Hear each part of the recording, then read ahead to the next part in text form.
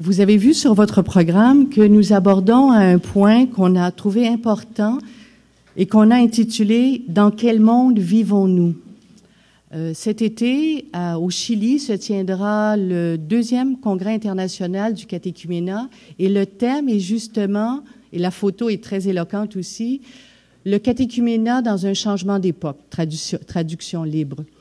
Et vous voyez la photo, ce sont tous des jeunes qui sont avec leur téléphone intelligent.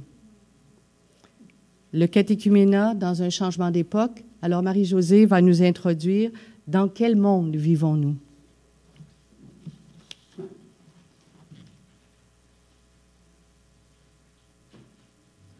Ici. Décidément.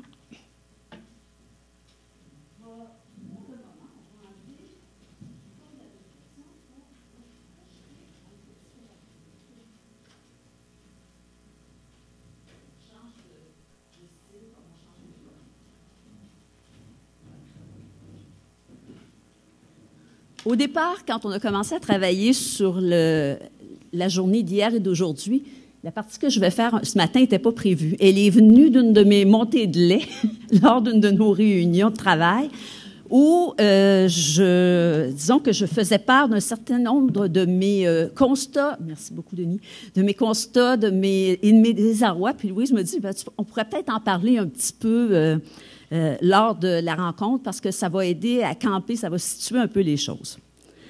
Donc, qu'est-ce que c'est que cette diapo? C'est un graphique d'un sociologue avec qui j'ai eu l'occasion de travailler à quelques reprises ces dernières années, Martin Meunier, qui est professeur de sociologie, spécialisé en sociologie des religions, particulièrement du christianisme, à l'Université d'Ottawa. Et Martin a fait sa thèse avec Fernand Dumont. Là, ça lui donne des bonnes lettres de crédibilité, mais c'est surtout depuis 20 ans qu'il travaille comme sociologue, quelqu'un là, qui s'intéresse énormément aux mutations dans le christianisme, particulièrement au Québec, mais aussi au Canada. Et il a publié, ça fait déjà, je pense, 4 ou 5 ans, dans un livre qui avait été édité en collaboration, entre autres, par Robert Magé de l'Université Laval, sur la chrétienté au Québec et les sorties de chrétienté. Là, je résume grosso modo le titre. Et ce graphique-là, qu'est-ce qui est intéressant? C'est que Martin est un des rares sociologues à suivre de façon très régulière les évolutions du christianisme québécois, entre autres à travers les données statistiques. Il était, et j'étais aussi, de ceux et celles qui ont déploré que Statistique Canada laisse tomber les fameuses questions obligatoires dans le cadre du recensement tous les 10 ans, là, parce que ça nous permettait d'avoir des portraits assez intéressants de la situation et des évolutions au Canada français, chose qu'on ne peut pas suivre à grande échelle. Et donc, ce graphique-là, qu'est-ce qu'il montre? Là, je ne vous ferai pas un cours de données statistiques, mais il nous montre un élément très intéressant pour le Québec, du moins. C'est que on parle de révolution tranquille depuis les années 60. C'est ça. Donc, depuis les années 60, cependant, une des particularités que le Québec avait, c'est que la courbe des naissances et la courbe des baptêmes suivaient la même ligne statistique. C'est-à-dire que quand un baissait, l'autre baissait. Il n'y avait pas d'écart entre la courbe des naissances et la courbe des baptêmes. Okay? On le voit bien dans la première partie du graphique. Okay? Vous voyez là, donc de 90, il a commencé en 90, mais il l'a fait à partir des années 60. Donc, on voit que c'était à peu près, c'était la même courbe. Depuis 2006, la tendance avait commencé avant. Depuis 2002, là, il commençait à y avoir une petite... Mais là, depuis 2002-2004, il commence à se faire un nouveau phénomène, c'est-à-dire que la courbe des baptêmes, des naissances monte. Vous savez qu'il y a eu au Québec un nouveau baby-boom. Hein? Donc, la courbe des naissances monte, mais la courbe des baptêmes, elle, descend. OK? Vous allez dire, ben voyons, c'est une évidence. Non, non, pour bien des gens...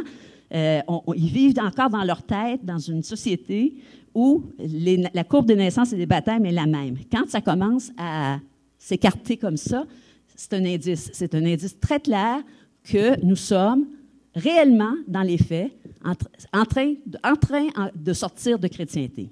Nous ne sommes plus dans une situation, dans une société de chrétienté. Ce pourquoi j'insiste, et je vais revenir là-dessus à quelques reprises pendant la journée, c'est que je constate que nos réflexes, comme Église, sont encore des réflexes beaucoup de chrétienté. Un petit exemple pour ça. En février dernier, j'ai donné dans cette noble maison un cours sur les sacrements pour les malades. Okay? Et pour ce faire, pour préparer mon cours, ayant du temps à perdre, j'ai passé presque une journée à me promener sur les sites Internet des diocèses canadiens et même à l'étranger, et sur les sites des paroisses. Petit exercice extrêmement intéressant. Quand on se met dans la peau de quelqu'un qui est complètement en dehors du milieu ecclésial. Okay? Là, je parle des sites Internet, et pour les paroisses, je me suis promenée aussi à travers pas mal de bulletins paroissiaux et feuillets paroissiaux qui sont réédités sur Internet. C'est très intéressant. Notre langage nous parle à nous-mêmes, mais il ne parle pas aux autres. Hein? On dit, vous voulez le baptême, vous voulez avoir le baptême à tout âge. Ça, vous savez ce que c'est, vos enfants vont savoir ce que c'est. Quelqu'un qui est complètement extérieur au milieu ecclésial, quelqu'un qui est complètement extérieur au christianisme, ben, ce n'est pas nécessairement le baptême. Il faut déjà avoir, qu'il va demander ou qu'il va vouloir. Il faut déjà avoir un certain bout de chemin de fait pour dire, moi, je demande le baptême. Hein? Et ça, là, je n'ai jamais trouvé, en tout cas, peut-être qu'il y en a, là, mais je n'ai pas trouvé dans mes excursions sur le web, ou quand je me promène pas mal au Québec, puis que quand je vais dans une église que je ne connais pas, je ramasse toujours les feuillets paroissiaux, et je regarde, on parle toujours comme ça. Vous voulez le baptême, vous voulez... Ça, là, c'est un langage que j'appelle un langage d'initiés, de gens qui parlent en code et qui savent ce qu'ils veulent, et qui savent ce qu'ils veulent dire. Hein? Et en plus, c'est le baptême qu'on veut. On ne dit pas on veut devenir chrétien, on veut connaître le Christ, on est centré sur l'objet du désir, c'est le baptême. Et, ben, je vais vous apprendre une petite chose aujourd'hui, puis je vais y revenir souvent. C'est pas ça que le RICA propose. L'initiation chrétienne, le parcours d'initiation chrétienne, si elle a pour but le baptême comme terme du chemin, mais je suis désolée, mais on rate notre coup. OK? C'est pas l'objectif de la démarche d'initiation chrétienne. La démarche d'initiation chrétienne veut nous inviter à vivre comme des fils et des filles de Dieu, veut nous amener à devenir disciples du Christ, à vouloir mieux le connaître, à vivre dans l'esprit, à vivre avec des frères et sœurs, à se laisser habiter, transformer par Dieu. Vous allez dire, oui, mais c'est une liturgiste, puis elle est en train de dire que les sacrements n'ont pas d'importance. C'est pas ça que je dis, pas du tout. J'essaie de situer les sacrements à leur place à l'intérieur d'un processus qui est celui de la vie chrétienne. Okay? Et ça serait une grave erreur que de faire du sacrement l'objectif. Okay? Mais pourtant, c'est ça qu'on dit. Vous voulez le baptême. Fait que voyez-vous à quelque part à quel point nous sommes dans un discours à quelque part qui induit, je veux dire, si j'étais caricaturiste, okay, ce que je ne suis pas, je suis ni Garnotte ni Chapelot, ce que je ferais, je mettrais un bâton avec une corde, un long bâton avec une corde à laquelle je suspendrais une carotte marquée baptême dessus. Et on fait avancer les gens vers la carotte appelée baptême. Est-ce que c'est ça l'objectif de la démarche de la vie chrétienne, de la démarche d'initiation chrétienne? Non. Qu'est-ce qu'on veut? Qu'est-ce qu'on veut leur proposer? Le Christ, de vivre en Église, bon, voilà. Fait que là, déjà, c'est une première contradiction, OK? Et donc, l'esprit catéchuménal, justement, propose pas l'objectif, mais veut vivre le chemin des disciples. Hein? Je pourrais faire toute une métaphore avec le texte d'Emmaüs. Hein? Dans le texte d'Emmaüs, Cléophas et l'autre disciple se dirigent vers une ville. Hein? L'objectif est une ville, mais la reconnaissance du Christ, parce que tout dans le texte d'Emmaüs se joue autour de la reconnaissance du Christ. La reconnaissance du Christ leur fait revirer le chemin et repartir. Okay? L'important, ce n'est pas l'objectif où ils sont allés, c'est la rencontre, la reconnaissance, la conversion et le retour vers Jérusalem pour annoncer la nouvelle. Donc, on pourrait longuement pousser cette métaphore-là, mais je veux simplement, en vous alertant là-dessus, vous dire que nos mots, nos manières de se présenter ecclésialement sont piégées. Et qu'on fonctionne encore comme si nous étions... Mais dans nos têtes, là, franchement, disons-nous-le, on est encore pour bien des choses en régime de chrétienté. Hein? Pour beaucoup d'entre vous, c'est tout à fait normal qu'un enfant soit baptisé à la naissance. Moi-même, moi qui parle là-dessus beaucoup, puis qui écrit beaucoup là-dessus, j'en suis la première coupable. Récemment, j'ai une de mes amies qui est devenue grand-mère. La jeune maman a été élevée dans un milieu chrétien avec une maman qui a une maîtrise en théologie, qui a été conseillère en éducation chrétienne, donc qui fait d'autres choses depuis quelques années, mais elle a eu une éducation chrétienne, mais son mari, maintenant son mari, mais son mari est non baptisé et vraiment laïque, qui ne veut rien savoir. Et donc, j'ai posé la question à la grand-mère, puis quand est-ce que la petite va être baptisée? Je me suis fait répondre, elle ne sera pas.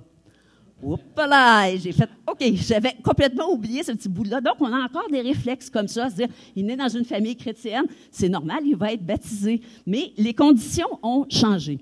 Donc, ça, c'est une première chose. Donc, on est sorti de chrétienté, de fait, les graphiques de Martin l'illustrent, et je pense que si on le reprenait, là, on n'aura pas... ça va être intéressant dans quelques années de suivre la courbe, comment elle va évoluer.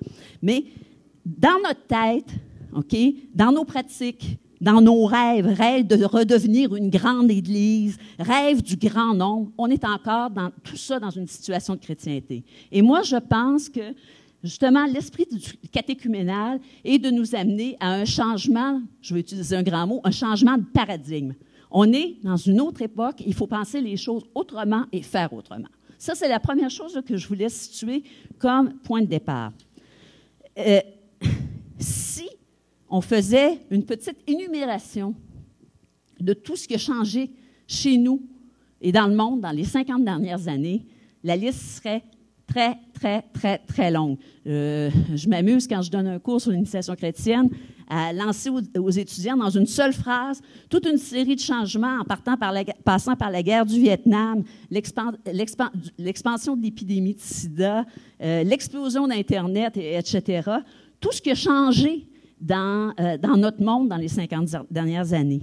Vous allez me dire, oui, mais Marie-Josée, tu charries, ça n'a pas rien à voir avec la liturgie et l'initiation chrétienne. Au contraire. Au contraire. Parce que ces événements-là changent nos façons de voir, de vivre en profondeur. Louise donnait l'exemple tout à l'heure de l'image du congrès au Chili avec les jeunes tous rivés sur leur téléphone intelligent. Mais ça, maintenant, les neuropsychologues et autres chercheurs s'entendent à dire qu'effectivement, ça change nos façons de penser et nos façons d'agir et de nous comporter. Mais ça change le monde où nous vivons, ça change nos manières de penser, nos manières d'agir, de réfléchir et de nous comprendre.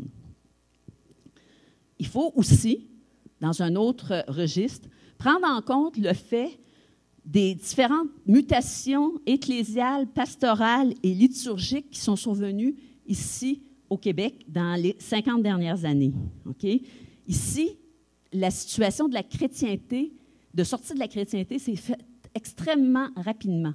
Okay? Très, très, par rapport à un pays comme la France, c'est même pas comparable. En fait, Martin Meunier, quand il essaye de faire des comparaisons avec d'autres pays, il nous compare plutôt le Québec avec l'Espagne. Okay? Vieux pays de tradition chrétienne qui, très, très brutalement, est sorti de la chrétienté, qui a vécu beaucoup de tensions à ce niveau-là. Donc, chez nous, qu'est-ce qui s'est produit?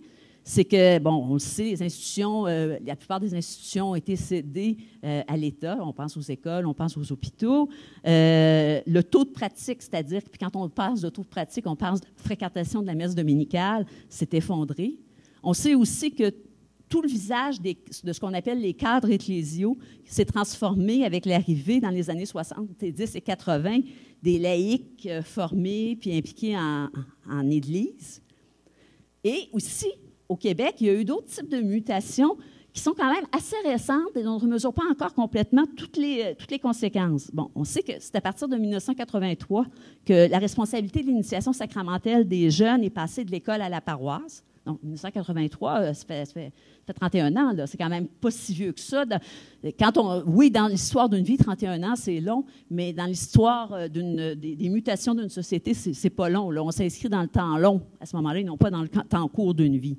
Donc, on sait que c'est seulement en 2000-2008 que l'école publique a mis fin à toute forme de partenariat en matière d'éducation religieuse et que les paroisses ont repris l'entière responsabilité de la catéchèse. Puis, autre élément au plan des mutations ecclésiales, vous savez que tous les diocèses du Canada, dans les 20 dernières années, ont procédé à des restructurations paroissiales majeures et un certain nombre sont en train d'en faire une deuxième vague. Donc, tout ça, ce sont des éléments qui transforment profondément le visage de l'Église. J'essaie de mettre la table là, pour les mutations, pour montrer à quel point ça appelle un nouveau type d'intervention et d'action.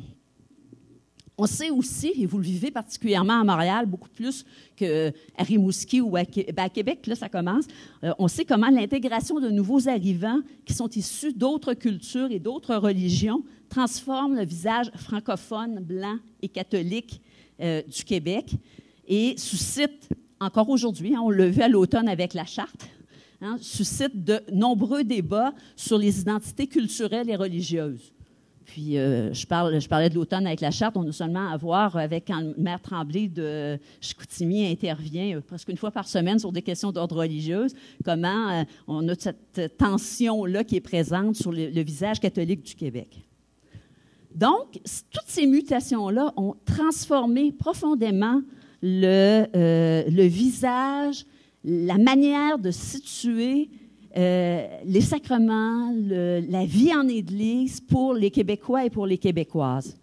Et ça fait qu'on est plus, et ça, on n'en a pas pris encore, je crois, complètement le poids. Pour beaucoup de personnes, je pense entre autres aux personnes plus âgées, OK? Pour beaucoup de personnes, l'Église, pendant toute leur vie, avait été le guide et même, je dirais, presque la conscience. Hein? On le sait. Aujourd'hui, ces gens-là, les nouvelles générations, se situent elles-mêmes, non pas comme dans une perspective de suivre l'Église, mais comme des personnes qui sont invitées à devenir des sujets responsables, des sujets autonomes, hein, et donc qui, de ce point de vue-là, sont dans un autre rapport à l'Église que ceux des générations d'avant. Puis il ne faut pas croire que dans les générations d'avant, tous les enseignements de l'Église passaient comme du beurre dans le poêle. On sera un peu naïf, là, quand on parle avec des personnes plus âgées, on se rend bien compte qu'ils savaient en prendre et en laisser aussi de ce côté-là. Mais en même temps, le rapport extérieur, le rapport d'autorité, le rapport à la relation a profondément changé. Et tout ça fait que ça change le rapport à la foi, la manière de se situer. Bon, là je fais en 10 minutes ce sur quoi je travaille pendant parfois des heures avec des participants dans des groupes. Mais je trouvais que c'était important pour mettre la table, pour se dire, on a des conversions encore à faire dans nos têtes. On a encore des choses à ouvrir et à penser autrement. Entre autres, justement, toute la manière de situer le rapport à la vie sacramentelle et à la vie ecclésiale. Hein? Pour moi, c'est clair que et je regardais tout à l'heure, j'avais demandé à Louise de me laisser parce que je n'ai pas la dernière édition du guide accompagné des catéchumènes du diocèse de Lyon. Mais c'est très intéressant quand il présente dans la première partie de la question des demandes des catéchumènes. Okay? Il disait, entre autres, comment la formulation de la demande se fait-elle? Bon, il disait, la demande, ça peut être, il y a des gens qui peuvent dire « je veux être baptisé ». Il y en a qui disent « je veux être baptisé ». Ça, c'est un point de repère précis. Mais souvent, ils vont plutôt dire « je veux être chrétien hein? ». Je veux connaître Dieu, je veux vivre comme des chrétiens, je veux apprendre à prier, j'ai besoin de quelque chose en moi qui me fait grandir. Je veux connaître le Christ, je veux connaître la religion chrétienne. Ils veulent s'ouvrir à une dimension autre de la vie, de la foi. J'écoutais hier après-midi, Olivier Bauer, qui enseigne à l'Université de Montréal, qui intervenait à Radio-Canada et qui parlait justement du rapport à la foi à propos de tout ça, se faisait à propos d'un nouveau livre là, sur la lecture de l'Ancien Testament. Et justement, il était en dialogue pendant cette interview-là avec une politologue de l'Université du Québec à Montréal, qui a été élevée dans un milieu non chrétien et qui reconnaissait, elle, justement, que la foi, le désir que porte la foi pouvait être quelque chose qui nous propulse en avant et qui nous donne encore plus le goût de vivre. Donc, il y a quelque chose là que les non-croyants peuvent, ou encore les non-chrétiens reconnaissent, mais qui ne formuleront pas nécessairement en disant « Moi, je veux être baptisé en devenant disciple du Christ ». Donc, il va falloir changer notre vocabulaire, je crois, nous adapter. Qu'est-ce qu'on propose? Okay? Et pour se situer un peu comme les évêques français, comment on va s'inscrire dans une pastorale de la proposition? Proposer la foi. Qu'est-ce qu'on va proposer? Parce que moi, je dis, si on dit, on vous propose le baptême, oui, c'est intéressant, mais ce n'est pas très dynamisant. Surtout qu'on s'arrête au baptême comme étant, c'était le terminus et tout le monde descend. Alors que c'est justement pas ça. L'objectif du parcours de l'initiation chrétienne, c'est justement de nous inviter à vivre comme des sujets chrétiens, à devenir pleinement nous-mêmes des chrétiens et des chrétiennes. Est-ce que ce que je vous dis, ça fait sens? Est-ce que ça résonne? OK? Des questions, des réactions, des commentaires, avant qu'on entre plus, parce que là, maintenant, je vous ai un petit peu mis la table. Après ça, on va rentrer plus dans le RICA. Élisabeth. Question en même temps, mais la première, quand tu parles de monde de chrétienté, c'est pour partager un peu mon expérience de monde de famille.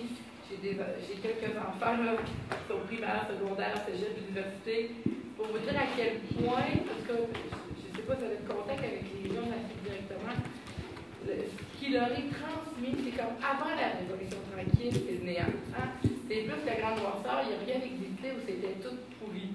Et on part vraiment très loin parce que tous les échos que j'ai, moi, mon plus grand qui a 20 ans à l'UQAM, c'est le sommet, là. Pour lui, vraiment, tout ce qui est avant 1960, c'est vrai. Oh, puis tous les professeurs qui ont transmis ça, en plus, l'ont pas vécu. C'est une espèce de transmission, je ne sais pas comment on va pouvoir arriver à couper ça. Les jeunes professeurs d'histoire, de français, c'est pas en éthique et culture religieuse qui entendent des choses les pires. Hein. Au contraire, en général, c'est assez bien. C'est vraiment dans le français, en histoire, là, ils entendent vraiment, puis tous les professeurs de 30, 35 ans qui sont d'université, qui se sont fait dire que avant 60, il n'y avait rien. Ça, c'est juste, ça me fait du bien de le dire. Mais non, mais tu as tout à fait raison, parce que ça situe bien le contexte. Donc, tout ce qui est catholique, vraiment, ils ne connaissent rien. Ils disent à peu près n'importe quoi sur l'Église d'avant, d'aujourd'hui, etc. Et donc, c'est rien que de réajuster ça, c'est terrible, parce qu'ils induisent en erreur constamment les jeunes en disant des aberrations très, très grosses. Alors, c'est souvent sans mauvaise volonté, mais c'est très, très, très gros. Fait qu'on lutte contre une grosse bibite qui fait qu'on n'est pas juste, quand tu dis qu'on est passé très rapidement, qu'on est sorti à la chrétienté, on n'est pas juste sorti, on n'a tellement pas réglé ça, là, c'est comme pas assumé. Ben, pour moi, c'est un signe qu'on n'en est pas sorti. Oui. Parce que tant qu'on est dans le temps, tant qu'on est, je veux pas jouer à la psychanalyste, là, mais tant qu'on est dans cette phase-là, c'est clair qu'on est en train de liquider nos... on est en train de le liquider, là. Ça va prendre un moment encore avant qu'on réussisse à passer à autre chose. Moi, j'avais une autre réflexion, mais peut-être sur les questions, là, mais peut-être qu'il faut passer là. OK, bien, voici pour ta question. C'est une question, puis je répondrai peut-être pas tout de suite, mais peut-être plus tard. Oui, c'est ça. Peut-être dans la journée, ça va aider, mais quand on parle des... J'aime ce que tu dis au niveau qu'on annonce le baptême. On n'annonce pas de rencontrer Jésus ou de cheminer, mais on a aussi beaucoup de demandes. On dit avec les gens qu'on voudrait adjoindre, mais avec tous ceux qui viennent à nous aussi. Moi, ça fait 3 ans que je travaille comme agent de pastoral. Je ne serais pas revenue avant que, justement, au moins, on décide de se mettre dans des chemins un peu différents, un peu plus d'approfondissement. Sauf qu'on a notre pape que j'aime vraiment beaucoup, qui me bouscule un peu quand il dit « il ne faut pas être contrôleur de la grâce ». Moi, je fais porter à retarder les sacrements, à vraiment faire rentrer des gens ailleurs. Mais lui, il n'arrête pas de dire « soyons pas contrôleurs de la grâce, on donne le baptême, si on nous demande le baptême, etc. » Moi, c'est un conflit que j'ai intérieurement en ce moment, parce que c'est ça. C'est une question que je m'amène. Mais là-dessus, je dirais que compte tenu je veux dire, moi aussi, je l'aime beaucoup, le pape François, mais quand il a fait sa formation théologique et liturgique, s'il y en a eu une formation liturgique, je ne suis pas sûre, compte tenu de la formation de la période où il y a eu, le rituel d'initiation chrétienne n'existait même pas. Là. Fait que peut-être qu'il n'y en a jamais entendu beaucoup parler. Même quand il était... Par contre, il parle de mystagogie. Il parle de mystagogie, mais je ne suis pas sûre que la perspective d'initiation chrétienne, connaissons un petit peu ce qui se passe dans certains pays, oui, c'est ça. Là. Fait que ça, on ne peut pas lui reprocher de ne pas connaître quelque chose, mais je veux dire, c'est... Ça, je dis souvent ça, le rituel d'initiation chrétienne, là, que dans sa phase... il est né en 72. Okay? Fait que tout, 72 dans l'édition typique latine, puis après ça, je veux dire, en français, la version que nous avons actuellement, le petit livre blanc, il a été édité en 97. Avant ça, on avait une édition, peut-être certains les plus anciens dans le catéchuménat ici connaissent, on avait le rituel du baptême des adultes par étapes. Okay, qui est en série de feuillets, là. Mais c'est encore très, très nouveau, cette perspective-là. On pratiquait déjà avant, là, je ne rentrerai pas dans des questions d'histoire de ce point de vue-là, mais il faut savoir que pour beaucoup de gens, ça fait même pas partie de leur horizon mental, et y compris des ministres ordonnés, parce qu'ils n'en ont jamais entendu parler. Fait que ça, on pourra y revenir. Vous avez une question? Oui, en fait, je suis d'accord avec tout ce que vous avez dit. Il n'y a pas de problème avec ça. Je reviens à l'image que vous avez présentée là, de la corde avec la carotte. C'est un peu audacieux, ça, j'en parle. Non, mais c'est parce que je veux la virer de base. Nous, ce qu'on dit, quand vous dites, on s'en faut sortir de l'esprit de chrétienté, puis que lorsqu'on présente le baptême, bien, dans le fond, les gens qui ont fait le baptême, c'est fait, on a atteint notre objectif, là, c'est fini. On adopte avec les adultes la même attitude qu'on a avec les enfants, c'est-à-dire qu'on fait des parcours pour avoir le sacrement. Oui. Maintenant, le problème dans ça, quand vous dites ça, c'est que, en tout cas, chez nous, on essaye de dire aux gens, d'ailleurs, notre première rencontre avec eux autres, c'est le fameux texte de rencontre avec Jésus, puis Jésus se tourne et dit, que cherchez-vous? On leur pose la question, c'est quoi vous cherchez? Quand vous êtes venus cogner chez nous, là, puis vous avez dit, mais dans le fond, ce qu'ils cherchent, eux autres, c'est le baptême, ou dans notre cas, c'est la confirmation. Parce qu'ils veulent être baptisés, et ils veulent se marier, ou ils veulent être parrains, puis on leur a dit qu'il faut que tu sortes ton papier de confirmation. Alors, c'est eux autres qui disent, ce que je veux, c'est la confirmation. Nous, on dit, ben nous, c'est pas des papiers qui nous intéressent, c'est pas les sacrements, c'est d'apprendre à connaître Jésus, à vivre... bon, on a dit tout ce qu'il faut dire, là. Puis, les autres, ils disent, oui. Ben, donnez-nous notre confirmation, puis après, c'est fini. Parce que c'est eux autres qui ont la carotte, là, puis là, oui, mais on est pris avec ça aussi. Oui, OK, on n'entrera pas dans un débat là-dessus. Je prenais quelques réactions par rapport à la question de la confirmation, si vous le voulez bien, on va l'aborder cet après-midi. OK? Puis, en se disant bien que vous allez ressortir d'ici frustrés parce qu'on n'arrêtera pas. Si on avait déjà la réponse à cette question-là, ça vaudrait très cher parce que tout le monde la cherche. OK? Mais moi, je crois que là, on est... C'est ce que je disais tout à l'heure quand je disais, on est des changements d'état d'esprit, des changements de paradigme, tant sociaux qu'ecclésiaux, ça se fait lentement. Okay? Parfois, il y a des ruptures brutales, mais le changement des mentalités, là, c'est très lent à se faire, ça prend des années. Et on est quand même dans un régime où les sacrements étaient donnés un peu comme je dirais, je veux pas minimiser ce que nos ancêtres dans la foi ont fait, c'est pas ça. Mais pour beaucoup de gens, il y avait comme une forme de police d'assurance reliée au fait de recevoir, d'être muni de tous ces sacrements. OK? Et c'est encore présent et donc, on veut avoir les sacrements. Hein? Les parents, moi je parle beaucoup avec je fais beaucoup de formations avec des catéchètes en paroisse et tout ça, et quand ils nous parlent, les catéchètes, ils nous disent souvent que, dans le fond, les parents veulent inscrire les jeunes à des parcours catéchétiques, mais c'est pour avoir le sacrement. C'est rarement pour faire le parcours. OK? De ce que j'entends, en tout cas, le plus, oui, c'est la réalité, mais moi, c'est ce que j'entends beaucoup, puis quand... et les catéchètes nous disent, puis on ne sera pas dupes, là, ils sont souvent dans une dynamique de magasinage des parents, là, de la démarche la plus courte. Là. Oui, c'est ça, la démarche la plus courte. Je pense, entre autres, quand j'interviens dans le diocèse de Saint-Jean-Longueuil, avec son parcours de 3... Non. Ah, OK, pas mal, c'est génial. Mais quand j'interviens à Saint-Jean-Longueuil, qui est différent de chez vous, Saint-Jean-Longueuil, avec les parcours, je pense, avec route de parole, avec le parcours sur Croisade et tout ça, fait que les gens s'en vont de Saint-Jean-Longueuil, ils vont magasiner à Saint-Hyacinthe ou à Valleyfield pour avoir des parcours qui vont être moins longs. Bon. Hein? On s'entend. Fait que là, ça, là, on s'entend, ça va prendre du temps avant qu'on vive cette conversion-là. Non, là, je vais vous frustrer. Une dernière intervention, alors ça, je continue avec le RICA. L'expérience, c'est quand même, moi, ça fait depuis 2002 que je pratique dans les parcours catéchétiques. Et justement, je dirais d'un côté, nous sommes appelés comme intervenants pastoraux à nous convertir d'une préparation sacramentelle à l'initiation à la vie chrétienne. Mais le problème, c'est que les parents, à quelque part, vont accueillir la démarche que nous proposons comme le coût à payer pour obtenir ce qu'ils veulent obtenir.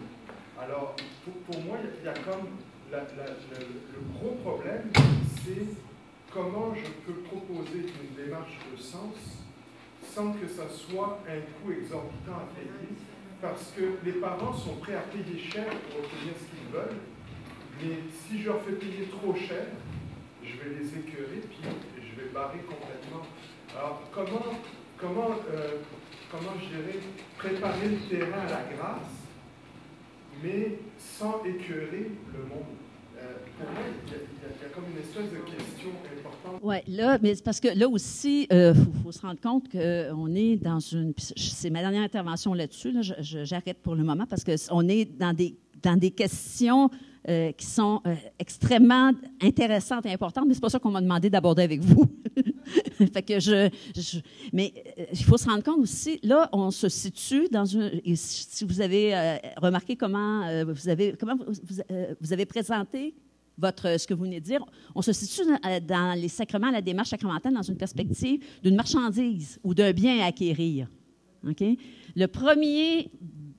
Enfin, d'un point de vue théologique et théologal, le premier pas en arrière à faire, c'est de se situer justement dans une perspective d'un don gratuit. Okay? Si vous allez dire un don bien utopiste et idéaliste, pas ça que les gens veulent. Peut-être bien que je suis utopiste et idéaliste, mais ça, j'en sortirai pas. Okay? Et je vais garder ça parce que je veux dire, on n'est pas dans une logique marchande de ce point de vue-là. Oui. Oui, mais sauf que moi, je pense qu'il faut résister, le nous, là, ecclésial, il faut qu'on résiste à se situer comme ça. Et là-dessus, j'ai quasiment envie de citer Monseigneur Berthollet, il y a quelques années, quand quelqu'un du diocèse, je lui disais, oui, mais les gens ne viendront plus faire l'initiation chrétienne à Saint-Jean-Longueuil parce que ça n'a pas de bon sens, 3 ans exigeants comme ça. Puis il avait répondu, ben c'est pas grave, ils ne viendront pas. Mais nous, ce qu'on a à proposer comme Église, c'est ça. Bon, je ferme ça ici, mais il va falloir...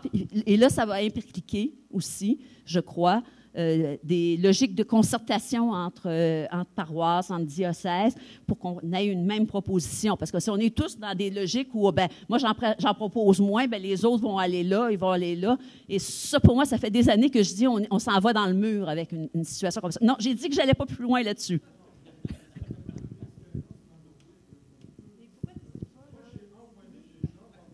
Non, je vais... OK. Maintenant,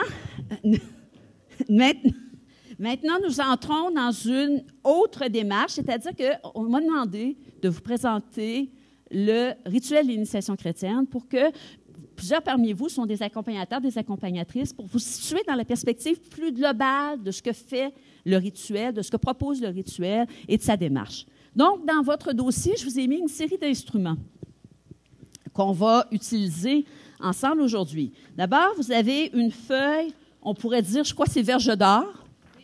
Hein? Donc, Verge d'or avec le parcours du rituel d'initiation chrétienne des adultes, qu'on va regarder rapidement tout à l'heure. Ensuite, vous avez une autre feuille qui est verte, où vous avez un extrait des notes doctrinales et pastorales de l'initiation chrétienne des adultes qu'on trouve dans le RICA. OK? Ensuite, vous avez une autre feuille une série de feuilles qui est rose fuchsia, où vous avez les temps et les étapes et les caractéristiques liturgiques de chacune des étapes du RICA. Donc, ces 3 documents-là, on va travailler avec ça maintenant. Et la perspective, je ne prends pas pour acquis que tout le monde connaît par cœur le RICA, le rituel, et que tout le monde est capable de situer les étapes. Donc, c'est de refaire avec vous un grand survol en regardant à la fois les étapes liturgiques, le contenu liturgique, Qu'est-ce qui en ressort de cela? Et qu'est-ce que l'Église donne à proposer? Qu'est-ce que l'Église propose à travers cette démarche-là? Donc, premier point, avant d'entrer dans les documents, là, je vous les ai pas, c'est parce que mettez-les pas loin, on va s'en resservir bientôt. Mais là, première chose, qu'est-ce que l'Église veut faire avec le rituel de l'initiation chrétienne des adultes? D'après vous, une personne, là, qu'est-ce qu'elle veut faire avec ça? Hein? Veut donner un guide, oui.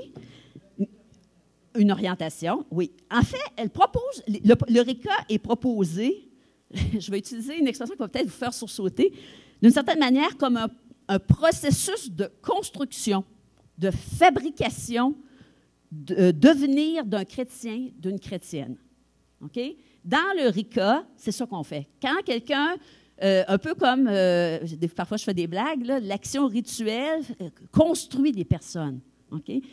Des mariés, ils ont eu beau vivre 4 ans, 10 ans, 12 ans ensemble avant, ils étaient des conjoints de fait, okay? Avant. Mais quand ils vont se marier, quand ils vont rentrer à l'Église, quand ils vont avoir fait la série d'étapes rituelles qui impliquent la célébration du mariage, quand ils vont avoir dit « oui, je le veux », ils vont devenir des mariés reconnus comme tels par les proches et par la communauté et par l'Église. Okay? Donc, l'action liturgique réalise des choses. Okay? Et on va voir, entre autres, dans le rituel, qu'est-ce qui est performé, pas seulement par le rituel, mais par l'action conjointe d'une série de choses, les catéchèses et tout cela. Donc, c'est ce qu'on va regarder ensemble ce matin. Donc, moi, quand parce que dans ma thèse de licence canonique, j'ai analysé le RICA pendant 270 pages, en faisant attention plus particulièrement au rôle de l'Esprit Saint. Donc, pour moi, cette question-là, la question du rôle de l'Esprit et donc de Dieu est très importante dans le RICA. Et je veux dire, ce n'est pas une fabulation, ce n'est pas une figure de style. Je vais en parler quand même assez régulièrement. Mais là, ce n'est pas cet axe-là que je prends aujourd'hui. Moi, j'ai porté attention en lisant le RICA à des éléments particuliers, des éléments qui évoquent le déplacement, qui évoquent le temps et la durée et qui touche aux personnes, aux acteurs et aux actrices concernés par l'initiation chrétienne. OK? Quand on porte attention à ces dimensions-là, on voit un certain nombre de choses. Et là, je parle en me référant au premier document, le document vert, qui présente les notes doctrinales et pastorales de l'initiation chrétienne des adultes, la partie que personne ne lit jamais dans un rituel. OK? C'est la partie, on saute par-dessus, puis on va tout de suite voir qu'est-ce qu'on va faire. OK? Oui, mais vous êtes bien bonne parce que c'est moi qui ai fait le lancement au Canada français en 1998 du RICA et j'avais devant moi des évêques, tous les responsables de l'initiation chrétienne des diocèses et un certain nombre de responsables de liturgie. Donc, j'avais 50 personnes devant moi dans une salle au Montmartre canadien et j'ai posé la question, qui a déjà lu les notes doctrinales et pastorales d'un rituel d'un couvert à l'autre, du début à la fin. Okay? Sur les 50 personnes qui étaient là, il y en a 4 qui ont levé la main. Et là, j'avais des responsables pastoraux des églises du Canada français. Donc, on ne se fera pas d'illusions, c'est la partie que la plupart des gens sautent. Et c'est très dommage, parce qu'elle nous dit des choses, cette partie-là. Elle nous donne les grandes orientations, elle nous situe, elle nous propose des éléments. Et quand on la lit, entre autres, en regardant, par exemple, ça commence là. Regardons le numéro 36, le premier numéro. Le rituel d'initiation chrétienne contenu dans ce livre concerne les adultes. Bon. Il est destiné aux hommes et aux femmes qui, éclairés par l'Esprit Saint et ayant entendu l'annonce du mystère du Christ, cherchent consciemment et librement le Dieu vivant et entreprennent un itinéraire de foi et de conversion. Hein? Déjà, le premier paragraphe, il ne dit pas il est destiné à donner les sacrements. Hein? Il dit c'est pour des hommes et des femmes qui entreprennent un itinéraire de foi et de conversion. Bon, vous allez me dire, ça, c'est l'idéal. Bien sûr, bien sûr. Mais si on n'a pas quand même une certaine perspective d'idéal, on va rester toujours accrocher les pieds dans les fers du tapis de la réalité, puis on ne sera pas capable d'essayer d'avoir un peu d'imagination pour penser les choses autrement. Ce qu'il faut retenir, dans le RICA, il y a une dimension qui est très importante, qui revient beaucoup. C'est toute la dimension de ce que vous êtes appelés à vivre avec les personnes que vous accompagnez, la dimension de la démarche, de la préparation, de l'itinéraire spirituel, de la recherche, de la maturation, de l'apprentissage, de la croissance, de l'accompagnement. Ça revient beaucoup, beaucoup. Là, je vous donne, j'ai toutes les références là, où ces mots-là, ces expressions-là reviennent. Quand le rituel parle de ce qu'il veut faire aux catéchumènes, le RICA parle beaucoup avec des mots qui renvoient à l'espace. Un mouvement, un déplacement, un processus, tout ça, c'est ça qui est proposé aux candidats et aux candidates, d'entrer dans un mouvement, d'entrer dans un déplacement.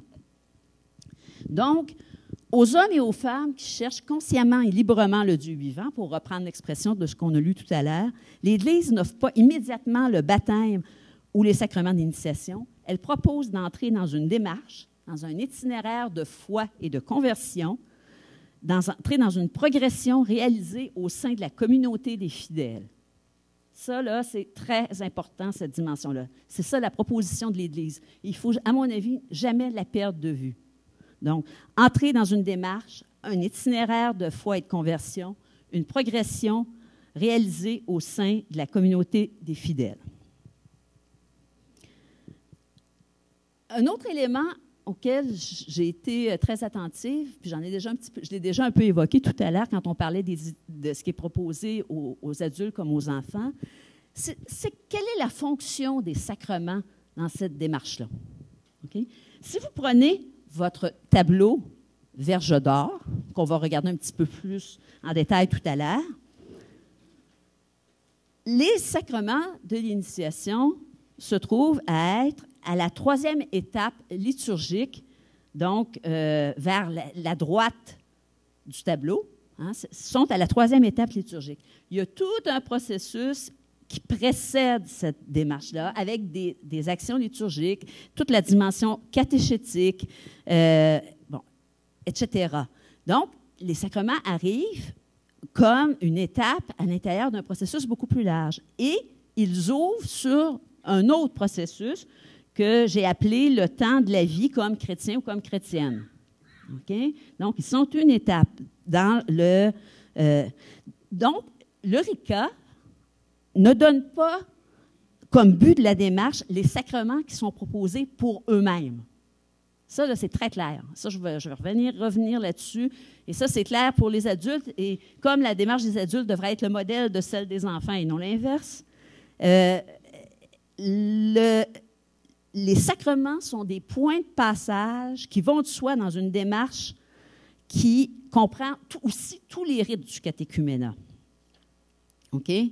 Donc, ça, je crois que c'est extrêmement important, on va y revenir tout à l'heure, c'est pour situer les sacrements à leur juste place, à toute leur place, mais à leur juste place dans l'ensemble de la vie chrétienne. OK? Vie chrétienne qui comprend l'écoute de la parole de Dieu, la vie avec d'autres, l'exercice de la justice et de la vie en communauté chrétienne, etc. Il y a plusieurs dimensions. La dimension sacramentelle vient, bon, un peu, je vais pour citer Sacrosanctum Concilium, un peu comme à la fois source et sommet, mais elle n'est pas le tout de la vie chrétienne. Et ça, au Concile, les pères du Concile ont beaucoup insisté sur cette dimension-là. Et ça, je crois que c'est important parce que, à quelque part, il y a peut-être une des raisons qui permet de dire, oui, mais outre le fait que... une des raisons qui permet de dire, mais pourquoi ils ne reviennent plus après? Hein? C'est une question qu'on entend souvent poser. Pourquoi ils ne reviennent plus après? Ben oui, mais si on leur a proposé les sacrements comme le terme, une fois qu'ils l'ont eu, ils n'ont plus besoin de revenir. C'est bien sûr. Bon, en même temps, il ne faut pas non plus nier le fait que ce qu'on entend souvent, c'est que, bon, il y a une certaine déception par rapport à la vie en communauté chrétienne. Hein?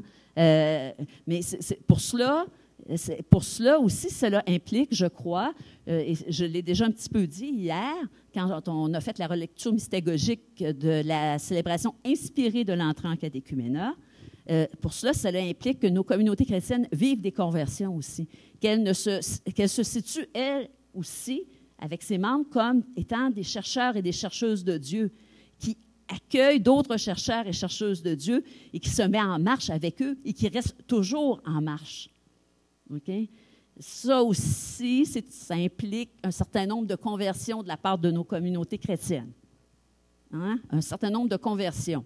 Je veux dire, quand des communautés, je suis sûre que ça ne se fait pas dans le diocèse de Montréal, mais j'ai un ami prêtre qui me racontait que cette année, l'évêque est venu pour les confirmations à la paroisse et il y a des bonnes gens, des chrétiens bien fidèles qui vont à la messe tous les jours, qui sont arrivés à la porte pour la messe de la confirmation qui était avec l'Eucharistie dominicale, qui ont vu l'évêque et qui ont dit « Oh, ben ça va être bien trop long, c'est la confirmation, on va repartir. » Après ça, quand tu lis que les premiers responsables de l'initiation chrétienne, comme de la vie dans la communauté, c'est toute la communauté, pas seulement ses responsables, tu dis on a du chemin à faire. Hein? Pour pas que ces beaux mots-là ne restent pas que théoriques. Mais ça, pour moi, j'y crois profondément.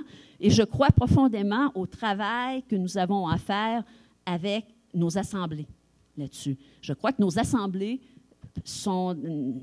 Avant même de parler de communauté chrétienne, parce que la communauté chrétienne, si elle naît, elle va naître des assemblées qui se rassemblent pour partager la parole et le pain.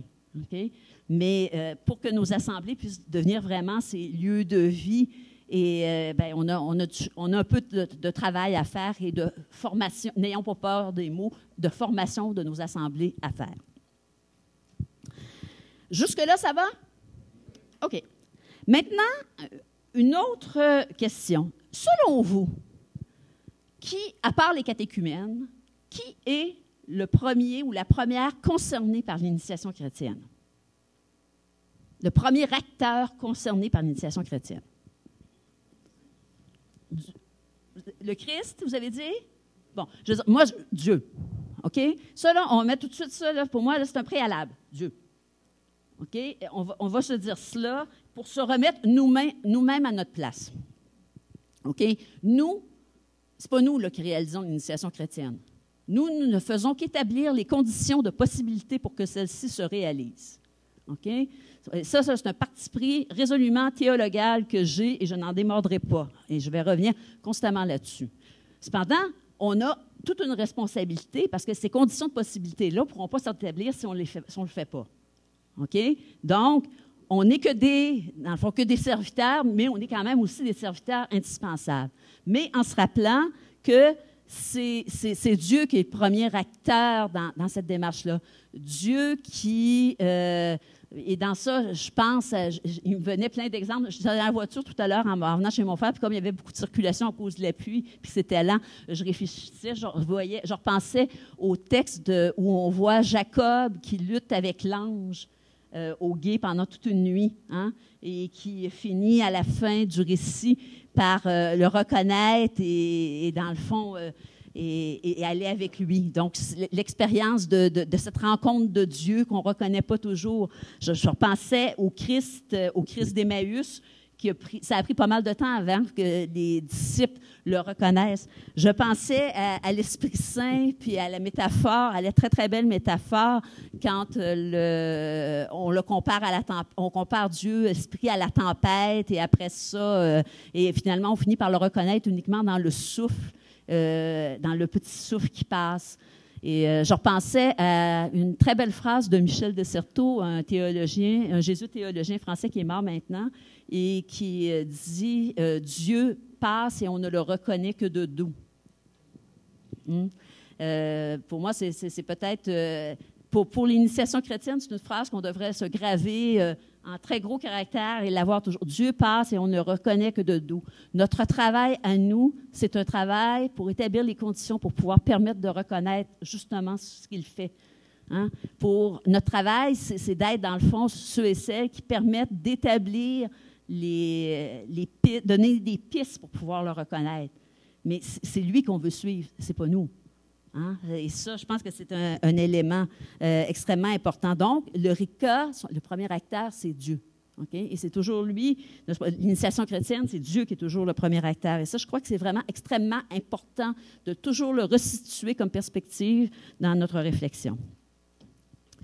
Dernier élément pour ces caractéristiques fondamentales que vous allez retrouver dans votre, si vous lisez vous lisez le document, les pages vertes, là, les notes d'introduction.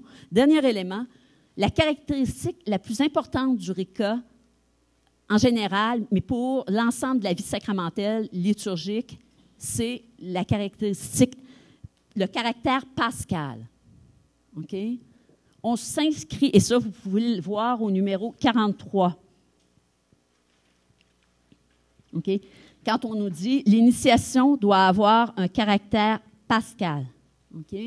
Le mystère pascal, c'est une des grandes redécouvertes du renouveau liturgique, patristique, biblique du 20e siècle. OK? Cette dimension que c'est pas seulement la mort du Christ qui est le point focal de la foi chrétienne, mais que c'est le mouvement, le passage, la dynamique de la mort à la résurrection. Et que, comme chrétiens, comme baptisés, nous sommes nous-mêmes prises dans ce passage, dans cette mort-résurrection, et que c'est cette dynamique pascale qui anime toute notre vie. OK? Et cette dynamique pascale, elle est au centre de l'initiation chrétienne, des adultes comme des enfants. Et elle anime toute la vie liturgique, la vie pastorale de l'Église, et elle devrait toujours être au centre de ce qu'on propose à vivre, à voir, à donner, à manger, à déguster aux catéchumènes. Ça, pour moi, c'est vraiment une dimension très importante.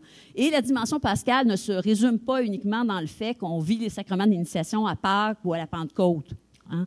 Elle est, au contraire, inscrite au cœur même de la démarche qui est en elle-même un passage et une progression. Okay? Toute la démarche a un caractère pascal. Toute la démarche fait vivre une expérience de mort-résurrection. Voilà pour ça. J'ai mis un petit peu la table. Maintenant, quelques mots sur le rituel lui-même, sur le parcours de l'initiation chrétienne des adultes. On va rapidement faire ça, puis après la pause, on va rentrer dans chacune des étapes, dans le détail de chacune des étapes. Donc, le parcours. Le parcours est construit. Bien là, est-ce que tout le monde connaît par cœur le rituel et la démarche qui est proposée? Non? Oui, il y en a qui le connaissent un peu. Bon, ceux qui connaissent un peu ou bien, dites-vous que vous faites un petit refresh. Puis pour les autres, bien, je resitue de la façon globale. OK? Donc, il y a 4 grands temps dans la démarche d'initiation chrétienne et 3 étapes. OK? Donc, et les étapes et les temps ne font pas que se succéder, mais ils s'articulent l'un à l'autre. OK? Et il y a quelqu'un qui me regarde qui a l'air à dire de quoi elle cause. Je vais préciser un peu. Okay? Ce que je veux dire, on n'est pas dans une démarche de succession, on est vraiment dans une étape qui fait vivre comme des passages ou un pivot. Vous savez ce que c'est? Par exemple, prenez une porte ou un pivot. Qu'est-ce que ça fait faire un pivot? Okay? Ça permet de passer d'un côté à l'autre. Okay? Qu'on passe à des portes tournantes, qu'on passe à... Bon. Mais dites-vous qu'à quelque part, les étapes liturgiques sont des pivots qui permettent de faire passer d'un temps à un autre temps et qu'il y a vraiment une logique très serrée d'un à l'autre. Okay?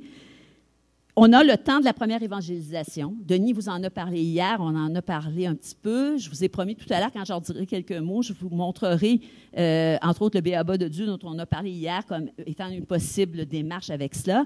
Mais le temps de la première évangélisation, c'est ce temps des fréquentations, hein, où on s'apprivoise mutuellement. Quand l'Église, le candidat, la personne qui l'accompagne déjà, le jugement, on a la première étape liturgique, qui est l'étape d'entrée en catéchuménat. Je vous ai mis aussi en bas des indications de temps. Hein, c'est donc durée non déterminée. Quand on est dans l'étape d'entrée en catéchuménat, c'est une célébration donnée. Après ça, là, on a le temps du catéchuménat et ses rites. Tout à l'heure, je vous préciserai un petit peu qu'est-ce que le RICA, le rituel, propose à l'intérieur de ça, parce que même si vous accompagnez, il y a des choses aussi au plan liturgique qui peuvent être proposées aux candidats et candidates qui peuvent compléter les différentes étapes. Donc, on a le temps du catéchuménat et ses rites qui aboutit dans la célébration d'appel décisif. Ce qui est intéressant de voir, c'est qu'au début, hein, toute la première partie, c'est un temps qui n'est pas déterminé ecclésialement. c'est un temps, ce qui donne la mesure du temps, c'est l'expérience, le chemin spirituel que fait le candidat, la candidate. Ça, c'est l'idéal. Hein? Le problème, c'est que quand on a, par exemple, des entrées en catéchuménat à date fixe, qu'on fait une entrée en catéchuménat seulement, par exemple, au mois de septembre, puis qu'on va avoir l'appel décisif au carême, là, c'est pas tout à fait juste ce que je dis. C'est pour ça que si on voulait respecter la logique du RECA, qui là-dessus est beaucoup plus ouverte que nos logiques pastorales, contrairement à ce qu'on dit de la liturgie qui oblige à des choses, la logique de la liturgie se dit, on entre en catéchuménat quand on y est prêt, et le temps du catéchuménat dure le temps nécessaire à l'évolution spirituelle du candidat ou de la candidate. Ensuite, on a la deuxième étape liturgique, où là, il y a une dimension, par exemple, qui est déterminée par le temps de l'Église, qui est le premier dimanche de carême avant les sacrements de l'initiation, la célébration des sacrements d'initiation. Et là, il y a aussi une accélération du temps, parce qu'on le sait, entre l'appel décisif et le troisième temps, qui est le temps de la purification, de l'illumination et ses rites, il y a vraiment beaucoup de rites liturgiques, un temps d'accélération, là, vraiment, à ce niveau-là. Et on arrive avec la troisième étape liturgique, qui est le sacrement d'initiation, la veillée pascale, normalement, mais qui peut se vivre aussi à d'autres moments, pour entrer dans le quatrième temps de la démarche, qui est le temps de la mystagogie. Okay? Donc, d'après le RECA, la durée est le temps pascal qui suit la célébration des sacrements. Tout à l'heure, quand je vais vous en parler, je vais vous en parler un peu plus longuement parce que, comme on disait hier, c'est peut-être un autre des parents pauvres avec le temps des fréquentations. Et je vous montrerai, il existe quelques outils pour pouvoir vivre ça. La question de la mystagogie, actuellement, c'est une question qui préoccupe beaucoup de gens. Et entre autres, j'ai un très bel outil qui pourrait donner des pistes intéressantes pour vivre le temps de la mystagogie. Mais vous remarquerez que dans le tableau, je n'ai pas mis une ligne finie à la fin, hein, quand on passe. C'est-à-dire que on a la fin du RECA d'initiation chrétienne comme telle, mais on entre normalement dans le temps de la vie comme sujet chrétien après cela. Hein. L'expérience chrétienne ne se finit pas. Toute cette démarche-là a pour but de s'inscrire dans une perspective beaucoup plus vaste, qui est la vie complète de l'initié, qui est, dans le fond, sa vie humaine, personnelle, sa vie sociale, sa vie spirituelle, tout ça intégré et qui conduit vers le terme. Donc, le terme n'est pas les sacrements, mais c'est de vivre pleinement comme chrétien dans toutes les dimensions de sa vie. Mon petit refresh n'a pas été trop long, j'espère. Mais j'espère qu'il vous aura situé dans cette perspective d'ensemble. Après ça, on va refaire étape par étape. Et pour aider à voir certaines choses, j'ai aussi des extraits d'un film qui va pouvoir situer chacune des étapes liturgiques avec un peu des textes qui vont vous aider à pouvoir voir un petit peu quelles sont les perspectives.